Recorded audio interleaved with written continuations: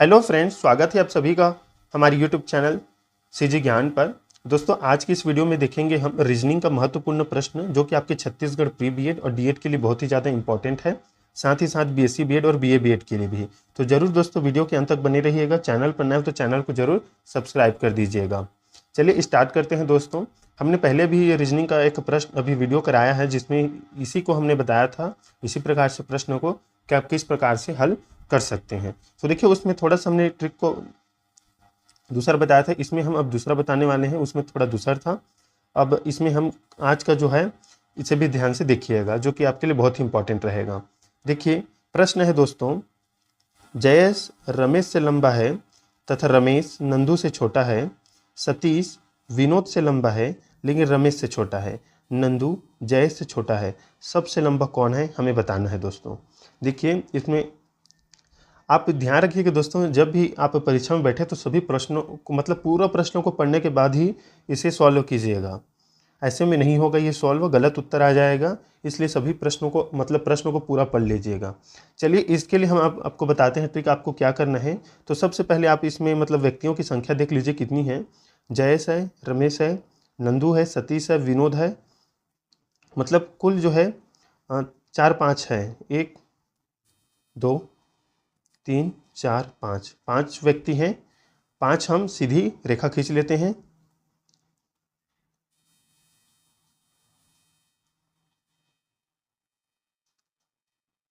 हम इसमें बता देते हैं कि ये जयेश के लिए है पहला वाला, दूसरा रमेश के लिए,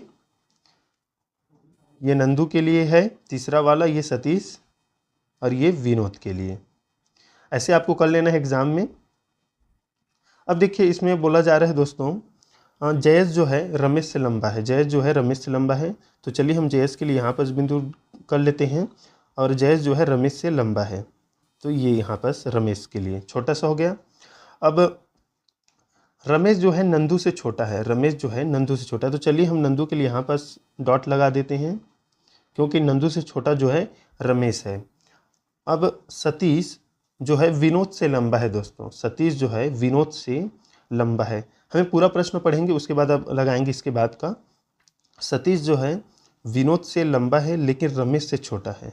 सतीश विनोद से लंबा है लेकिन रमेश से क्या है, छोटा है। मतलब यहाँ पर ये आ गया रमेश से छोटा सतीश जो है, और विनोद से लंबा है तो विनोद के लिए यहाँ पास आ गया।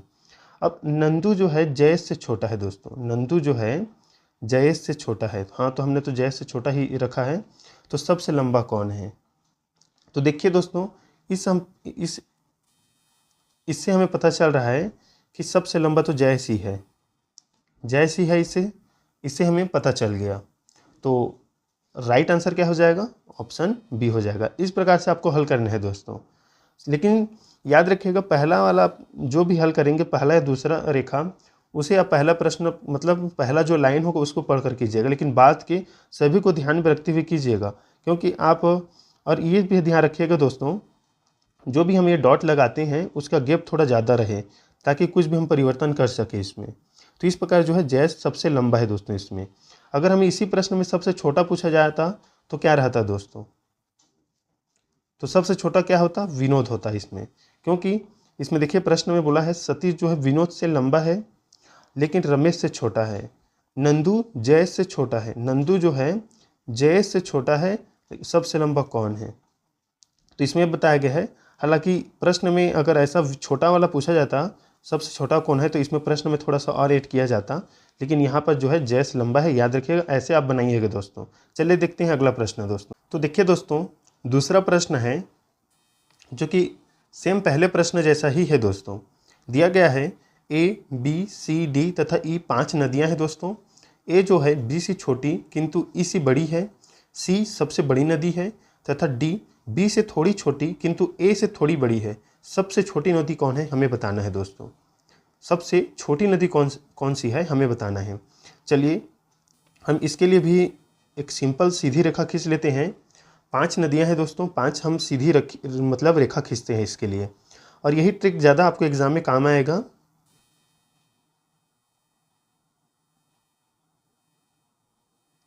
ये हो गया दोस्तों, हम नाम दे देते हैं। ये हो गया दोस्तों 5 नदियाँ। अब देखिए इसमें बोला गया है ए जो है बी से छोटी किंतु ई से बड़ी है। ए जो है बी से छोटी है, मतलब चलिए हम बी को यहाँ पर मान लेते हैं दोस्तों। ये जो है बी के लिए है, सॉरी ये बी के लिए डॉट है दोस्तों। ए बी से छोटी है किंतु ई से बड़ी है, मतलब ए जो है बी से छोटा है तो हम यहाँ पर ए के लिए डॉट लगा देते हैं, और ई से बड़ी है लेकिन, तो ई मतलब ए से भी छोटा है दोस्तों, तो यहाँ पर डॉट लगा देते हैं। ये हो गया। सी सबसे बड़ी नदी है दोस्तों, तो इसे हम टॉप पर रखेंगे, सबसे बड़ी नदी है इसमें बोल दिया गया है, तो सबसे ऊपर इसे रखेंगे। तथा डी बी से थोड़ी छोटी किंतु ए से थोड़ी बड़ी है, तो ये बीच में आएगा बी और ए के, यहाँ पास आएगा डॉट। अब इसमें बोला गया है सबसे छोटी नदी कौन है दोस्तों, तो आप बताइए अब आपके हिसाब से सबसे छोटी नदी कौन दिख रहा है इसमें? ई है, तो यही इसका आंसर हो जाएगा दोस्तों। तो ऑप्शन डी इसका राइट आंसर होगा, ई इसका आंसर हो गया। ई जो है दोस्तों सबसे छोटी नदी है। इस तरह से आप इसे आसानी से हल कर सकते हैं। चलिए देखते हैं दोस्तों अगला प्रश्न। तो देखिए दोस्तों अगला प्रश्न देखिए, गोपाल कृष्ण से छोटा है, मोहन गिरधर से लंबा है, गोपाल मोहन से लंबा है, कृष्ण मुरली से छोटा है, सबसे लंबा और सबसे छोटा क्रमशः कौन है? इसका आंसर अब दोस्तों कमेंट में बताइएगा। ये इसी तरह से सॉल्व होगा, हमने इससे पहले जो प्रश्न देखे हैं सेम उसी तरह से आप इसे सॉल्व करके इसका आंसर बताइएगा। याद रखिएगा इसमें सबसे लंबा पूछा गया है और सबसे छोटा क्रमशः पूछा गया है, याद रखिएगा दोस्तों। क्रमशः पूछा गया है मतलब सबसे लंबा आपको पहले बताना है, फिर सबसे छोटा कौन सा है इसको बताना है। ऑप्शन देख लीजिएगा और इसका आंसर दोस्तों आप हमें कमेंट बॉक्स पर कमेंट कीजिए दोस्तों। ज़रूर इसका आंसर आप कमेंट कीजिएगा, देखना चाहते हैं कि आप कितना इसे सॉल्व कर पाते हैं। चलिए देखते हैं अगला प्रश्न। तो देखिए दोस्तों नेक्स्ट प्रश्न जो है 5 flat A B C D एवं ई इस प्रकार है कि ए के ऊपर ई है, बी के नीचे सी है, ए के नीचे बी है और सी के ऊपर डी है, तो सबसे नीचे कौन सा फ्लैट है दोस्तों? इसमें यह पूछा जा रहा है, हमें बताना है कि सबसे नीचे फ्लैट कौन सा है। देखिए इस प्रश्न से हमें पता चल गया दोस्तों कि इसका जो व्यवस्थित क्रम होगा वो ऊपर से नीचे की ओर होगा, क्योंकि ऊपर और नीचे वाले इसमें प्रश्न में बात कही गई है। तो चलिए हम सॉल्व करते हैं दोस्तों, इसको आसानी से किया जा सकता है सॉल्व, एग्जाम में घबराने की ज़रूरत नहीं है, ये आसानी से सॉल्व हो जाता है।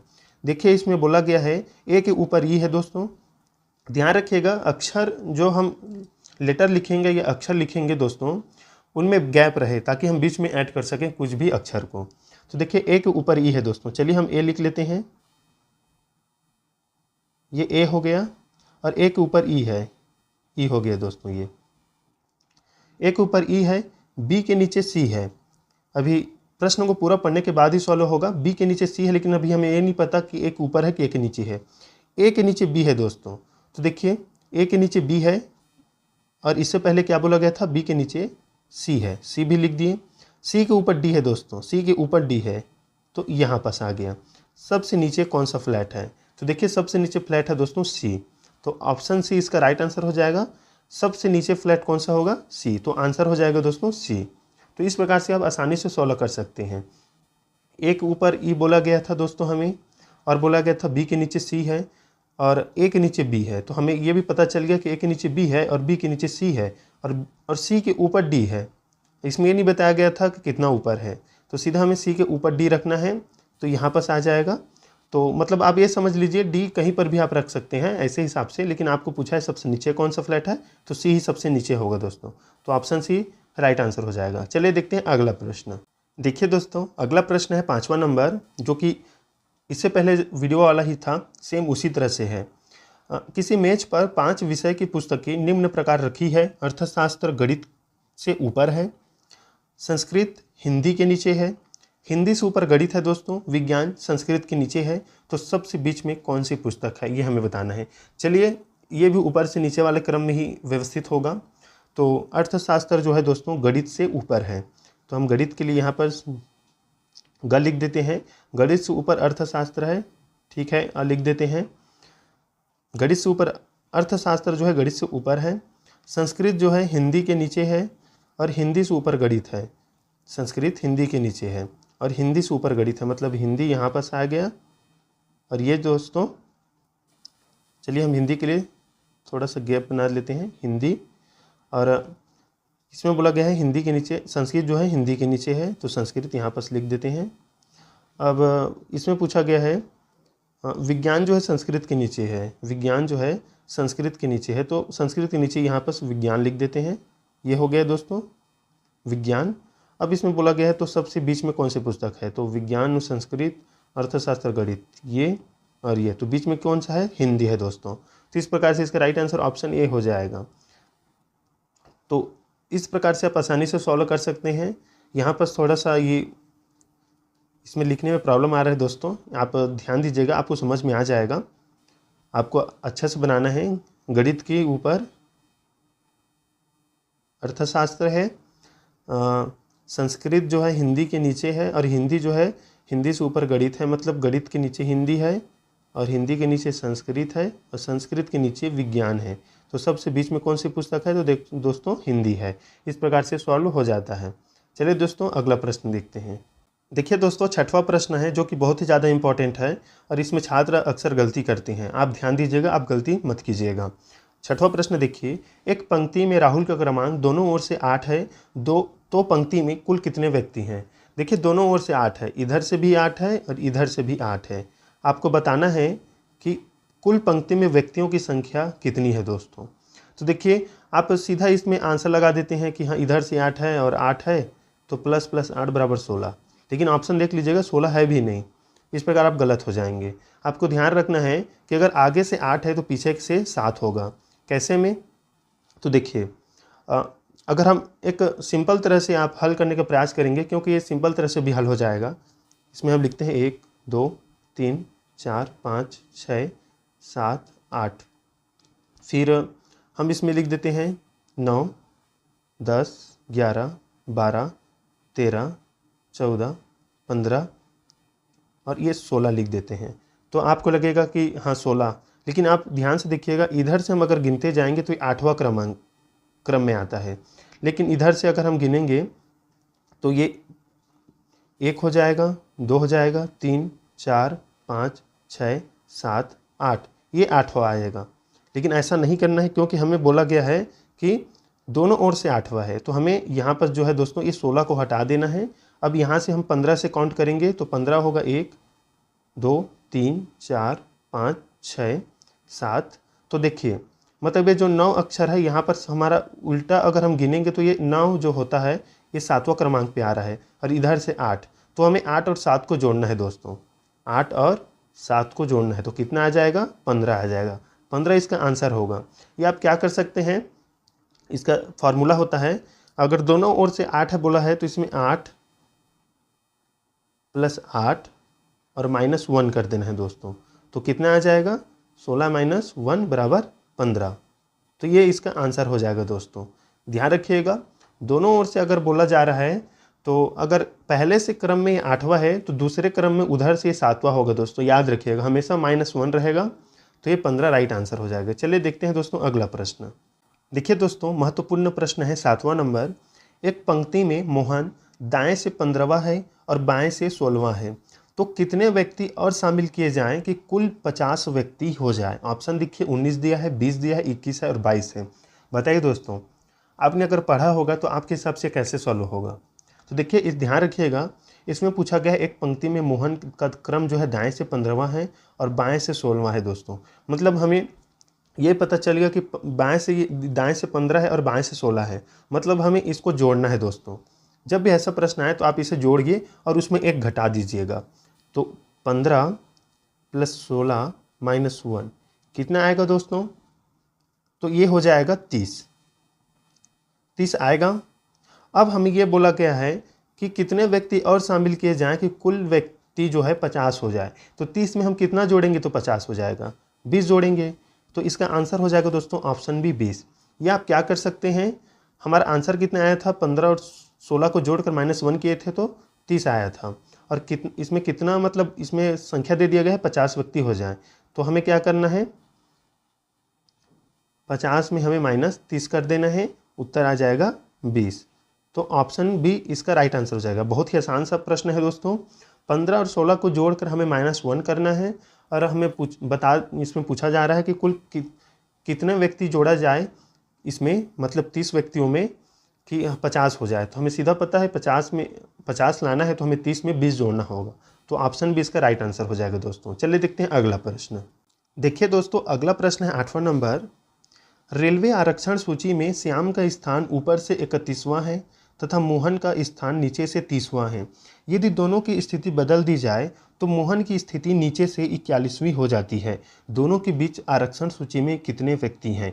तो देखिए दोस्तों, ध्यान रखिएगा, यहाँ पर जो है प्रश्न किस पर किया गया है? मोहन पर किया गया है ज़्यादातर। देखिए, ध्यान देखिए, श्याम का स्थान ऊपर से 31वां है तथा मोहन का स्थान नीचे से 30 है। यदि दोनों की स्थिति बदल दी जाए तो मोहन की स्थिति नीचे से 41 हो जाती है। मतलब यहाँ पर हमें मोहन पर ज़्यादा फोकस करना है। तो हल कैसे होगा? तो देखिए, ध्यान दीजिए, इसमें मोहन का परिवर्तित क्रम क्या है दोस्तों? 41 है। मोहन का जो बदल गया स्थिति तो 41 है, 41 हमें लिख लेना है दोस्तों। और उससे पहले इसकी स्थिति क्या थी? मोहन का स्थान क्या था? 30 था। तो हमें माइनस कर देना है दोस्तों। याद रखिएगा, हमें माइनस करना है क्योंकि परिवर्तित हुआ है स्थान, और उसमें भी हमें एक -1 कर देना है। याद रखिएगा, उसमें भी हमें माइनस कर देना है। तो देखिए, -30 और -1 कितना होता है दोस्तों? तो -31 होगा। तो हमें 41 लिख लेना है और -31 लिख देना है। आंसर आ जाएगा दोस्तों 10। तो ऑप्शन ए इसका राइट आंसर हो जाएगा। तो दोनों के बीच आरक्षण सूची में कितने व्यक्ति होंगे? तो मात्र 10 होंगे दोस्तों। ध्यान दीजिएगा, प्रश्न मोहन पर फोकस किया गया है कि मोहन का जो पहला स्थान था वो 30 था और परिवर्तन के बाद 41 हो गया। तो परिवर्तन हुआ है दोस्तों, तो सीधा जाहिर सी बात है कि हमें घटा देना है और -1 कर देना है इसमें फार्मूला के साथ। तो इसका आंसर आ जाएगा 10। तो इस प्रकार इसका आंसर आ जाएगा। बहुत ही आसान सा प्रश्न है। ध्यान रखिएगा, जिस पर फोकस किया गया है किस व्यक्ति पर, उसे हमें रखना है, तो उसका आंसर आसानी से आ जाएगा दोस्तों। चलिए देखते हैं अगला प्रश्न। तो देखिए दोस्तों, अगला प्रश्न है सेम पहले वाले प्रश्न जैसा ही है। एक पंक्ति में राम बाएं से 5वें स्थान पर और श्याम दाएं से 6वें स्थान पर है।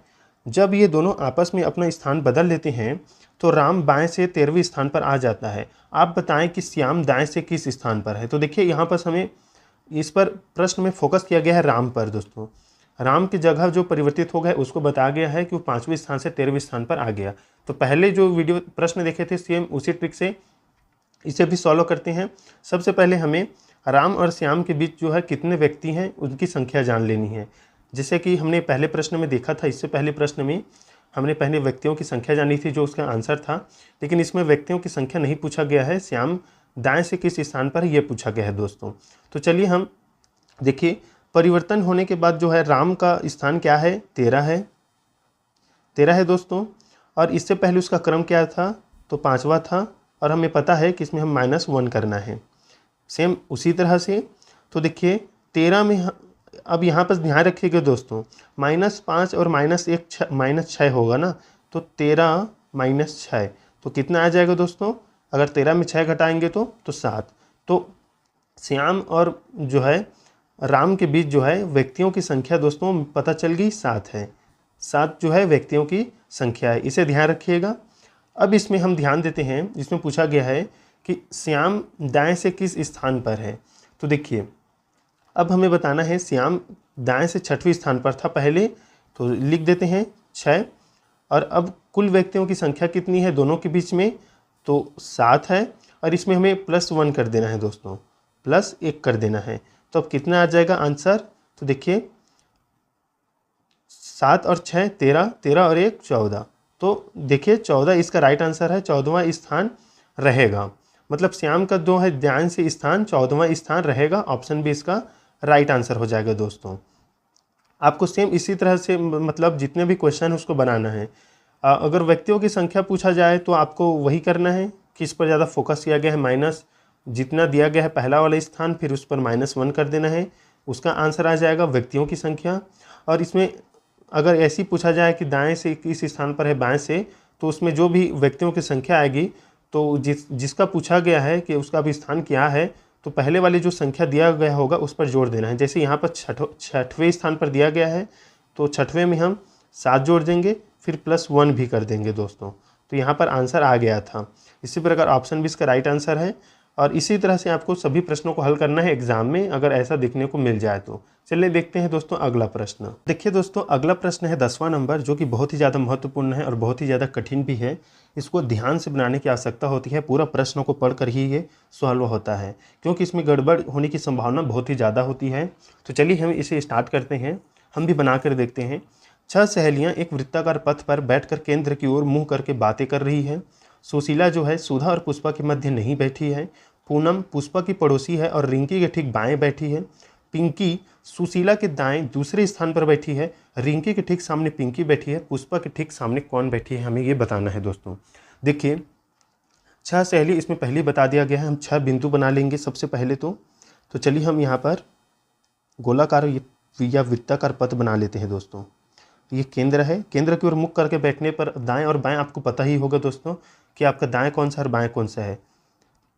तो देखिए अगर हम एक वृत्ताकार पथ की बात करें और 6 सदस्यों की बात करें तो एक जो है बिंदु यहाँ पास आएगा दोस्तों।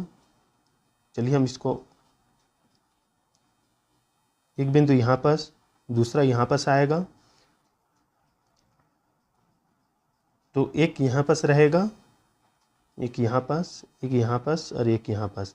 याद रखिएगा दोस्तों ये ऐसे ऐसे और ऐसे होते हैं, इस पर ध्यान दीजिएगा। वृत्ताकार पथ में ठीक सामने ऐसे होते हैं, मतलब इस बिंदु के सामने ये वाला बिंदु जो है आएगा, तो इस पर ध्यान दीजिएगा। चलिए अब हम प्रश्न पढ़ते हैं दोस्तों। सुशीला जो है सुधा और पुष्पा के मध्य नहीं बैठी है। देखिए हमें अभी इस पर अभी नहीं आना है कि सुशीला जो है सुधा और पुष्पा के मध्य नहीं बैठी है। हम देखते हैं, देखिए इसमें पूनम पुष्पा की पड़ोसी है और रिंकी के ठीक बाएं बैठी है। पूनम जो है दोस्तों पुष्पा की पड़ोसी है और रिंकी के ठीक बाएं बैठी है। पिंकी सुशीला के दाएं दूसरे स्थान पर बैठी है। रिंकी के ठीक सामने पिंकी बैठी है। पुष्पा के ठीक सामने कौन बैठी है। बहुत ही डिफिकल्ट हो जाता है, हमें कौन से नाम को सबसे पहले लेना है। चलिए हम यहाँ पर सुशीला को लेते हैं। अगर देखिए सुशीला के दाएं दूसरे स्थान पर जो है पिंकी बैठी है, तो अगर हम यहाँ पर सुशीला को माने इस बिंदु पर, तो सुशीला के दाएं दूसरे स्थान पर जो है पिंकी बैठी है। तो देखिए दाएं इधर होगा दोस्तों, दाएं इधर होगा, तो दूसरे स्थान पर बोला गया है, मतलब यहाँ पर जो है पिंकी आ जाएगा, इसे ध्यान दीजिएगा। अब प्रश्न फिर पढ़िए, आगे हमें प्रश्न पढ़कर समझते चलना है दोस्तों। रिंकी के ठीक सामने पिंकी बैठी है, मतलब अगर रिंकी के ठीक सामने पिंकी बैठी है तो पिंकी के सामने कौन सा आ जाएगा, ये, मतलब यहाँ पर हम रिंकी के लिए बना देते हैं इस बिंदु को। ये हो गया दोस्तों। अब देखिए इसमें क्या बोला गया है, इस वाले प्रश्न में आते हैं। पूनम जो है पुष्पा की पड़ोसी है और रिंकी के ठीक बाएं बैठी है। रिंकी के ठीक बाएं, तो रिंकी के ठीक बाएं कौन सा है पूनम के लिए, तो ये आ जाएगा ऊपर वाला, इससे ये पूनम के लिए है। और देखिए इसमें बोला गया है पूनम जो है पुष्पा की पड़ोसी है, मतलब ये पुष्पा के लिए होगा। इसे हम छोटे ऐसे डिनोटेट कर लेते हैं इसको दोस्तों, ये ऊपर वाला। अब कौन सा नाम बचा है, एक नाम बचा है इसमें केवल सुधा का, ये सुशीला है और ये सुधा के लिए। अब बताइए दोस्तों कि पुष्पा के ठीक सामने कौन बैठी है, पुष्पा के, तो देखिए इसका राइट आंसर हो जाएगा सुशीला, तो ऑप्शन डी इसका राइट आंसर हो जाएगा। देखिए सुशीला है ठीक पुष्पा के सामने। तो इस तरह से आपको किसी एक दो नाम को पकड़ना है दोस्तों और सभी प्रश्नों को पढ़कर आगे चलना है, तो इस प्रकार इसका आंसर आएगा। दोस्तों ये वाला प्रश्न आपको समझ में आया कि नहीं ज़रूर बताइएगा। अगर समझ में नहीं आया दोस्तों तो आप एक बार ज़रूर इसे अपने घर पर ट्राई कीजिएगा। इस प्रश्न को याद रखिएगा, ये प्रश्न तभी बनेगा जब आप पूरे प्रश्नों को पढ़ने के बाद इसका आंसर बनाते चलिएगा। फिर बीच बीच में आपको नाम ऐड करना होता है। सबसे पहले मैंने जो किया उसी प्रकार आप भी करिए। वृत्ताकार पथ बनाइए या वृत्त बनाइए और उसमें 6 बिंदु जो है स्थान उसमें पहले बना लीजिएगा और किसी एक नाम को या 2-3 नाम को पकड़कर आपको सॉल्व करना है। चलिए देखते हैं दोस्तों अगला प्रश्न। देखिए दोस्तों अगला प्रश्न 11वां नंबर है। 4 व्यक्ति राम, श्याम, मोहन तथा हरि ताश खेल रहे हैं। मोहन हरि के विपरीत नहीं है, हरि श्याम के दाएं बैठा है, श्याम के विपरीत कौन बैठा है। देखिए बहुत आसान प्रश्न है ये, आप इसका आंसर कमेंट में बताइएगा दोस्तों, इसे घर पर प्रैक्टिस कीजिए और कमेंट में बताइएगा। 4 व्यक्ति दिया गया है, ताश खेल रहे हैं, मतलब इसमें इस प्रकार से डब्बा बन जाएगा और इसमें आपको बताना है।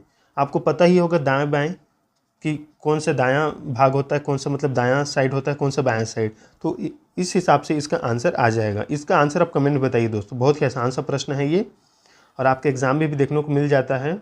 आप इसे सॉल्व कीजिए, इसके प्रैक्टिस कीजिए। चलिए देखते हैं हम अगला प्रश्न। देखिए दोस्तों, अगला प्रश्न है 6 व्यक्ति ताश खेल रहे हैं, गोपाल और कृष्ण एक दूसरे के सामने हैं।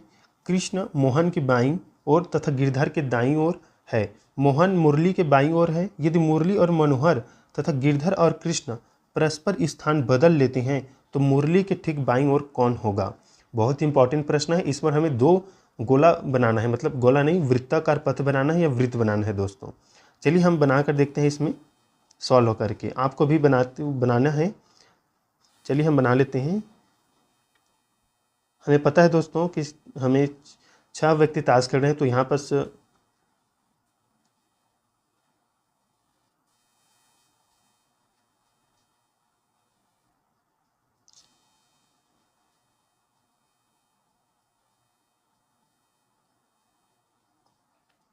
तो देखिए इस प्रकार से हो गया, हम 6 बिंदु इसमें बना लिए।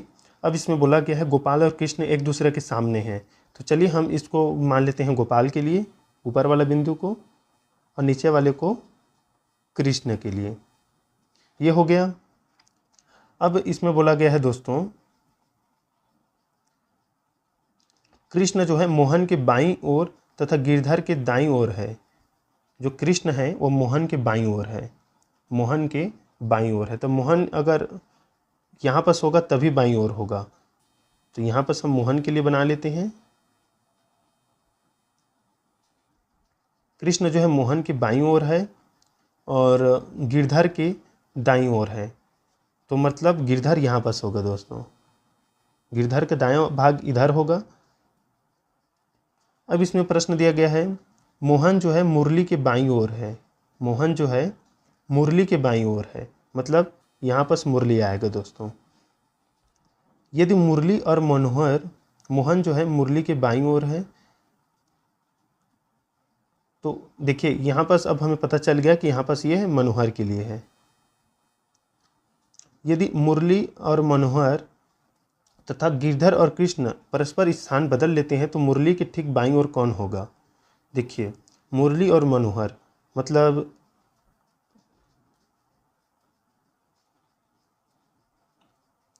ये वाला, और इसमें क्या दिया गया है गिरधर और कृष्ण, ये अपना स्थान परस्पर बदल देते हैं, तो मुरली के ठीक बाईं ओर कौन होगा, मुरली के ठीक बाईं ओर कौन होगा। बताइए दोस्तों आपके हिसाब से इसका राइट आंसर क्या रहेगा। तो देखिए इसका राइट आंसर हो जाएगा दोस्तों ऑप्शन ए, गोपाल होगा। कैसे में, देखिए यहाँ पर जो है मुरली के ठीक बाईं ओर पूछा गया है, तो मुरली तो यहाँ पर आ गया। अब हमें प्रश्न पर ध्यान देना है, मुरली के ठीक बाईं ओर पूछा है, हम इधर को हटा देते हैं, तो बाईं ओर कौन सा होगा। अगर मुरली को यहाँ पर, इसे हम मुरली बना लेते हैं और इसे हम मनोहर बना लेते हैं, तो बाईं ओर कौन होगा, गोपाल होगा। तो ऑप्शन ए राइट आंसर हो जाएगा। इसका भी आप प्रैक्टिस कीजिए दोस्तों, इस प्रकार इसका आंसर आ जाएगा। चलिए देखते हैं अगला प्रश्न। देखिए दोस्तों अगला प्रश्न है 13 नंबर, बहुत इंपॉर्टेंट है। यदि A B C D E F G तथा एच एक गोलाकार मेज के चारों ओर समान दूरी पर बैठे हैं, उनकी स्थिति दक्षिणावर्त दिशा में है, मतलब क्लॉकवाइज है, तो ए उत्तर दिशा में बैठा है तो ई की स्थिति क्या होगी। देखिए गोलाकार मेज में बैठे हैं, मतलब हमें फिर बना लेना है वृत्त, और इस पर ध्यान दीजिए दोस्तों, इस बार 6 बिंदु नहीं हमें 8 बिंदु बनाना है। तो 8 बिंदु कहाँ कहाँ पर बनेगा, तो ठीक सामने ऊपर बनेगा, नीचे बनेगा, ठीक बीच में इधर बनेगा, इधर बनेगा, यहाँ पास, यहाँ पास और यहाँ पास और यहाँ पास। अब देखिए समान दूरी पर बैठे हैं तो हमें एक क्रम में लिख देना है। यहाँ पास ए आएगा, B C D E F G और एच। अब हमें प्रश्न में क्या बोला गया है कि ए उत्तर दिशा में बैठा है, तो हमने ए को तो उत्तर दिशा में ही रखा है पहले से। तो ई की स्थिति क्या होगी? तो देखिए ई स्थिति क्या होगी दोस्तों, ये उत्तर दिशा में है तो ई की स्थिति कहाँ है? ई यहाँ पास है, तो ये उत्तर है, तो ये दक्षिण है। तो इसका राइट आंसर क्या आ जाएगा दोस्तों? ऑप्शन ए दक्षिण, क्योंकि दक्षिणावर्त दिशा में घुमाया गया है, तो ई जो है ए के ठीक नीचे आ रहा है, तो ये दक्षिण होगा। इस प्रकार इसका आंसर आ जाएगा दोस्तों। आसान सा प्रश्न था। चलिए देखते हैं अगला प्रश्न। देखिए दोस्तों, इस वीडियो का लास्ट प्रश्न है जो कि बहुत ही ज़्यादा इंपॉर्टेंट है। 50 विद्यार्थियों की एक कक्षा में मनोज का प्रारंभ से क्रमांक 25वां है, अंत से उसका क्रमांक कितना होगा? 24वां, 25वां, 26वां या 27वां? दोस्तों इसका आंसर आप कमेंट कीजिएगा। बहुत ही आसान सा ये प्रश्न है। 50 विद्यार्थियों, मतलब इसमें बता दिया गया है कि विद्यार्थी की संख्या 50 है और प्रारंभ से जो है मनोज का क्रमांक 25वां है। तो अंत से मतलब उल्टा अगर हम गिनेंगे 50 विद्यार्थियों में, तो मनोज का क्रमांक कितना आएगा आपको बताना है कमेंट में। तो दोस्तों मिलते हैं नेक्स्ट वीडियो में, तब तक के लिए धन्यवाद।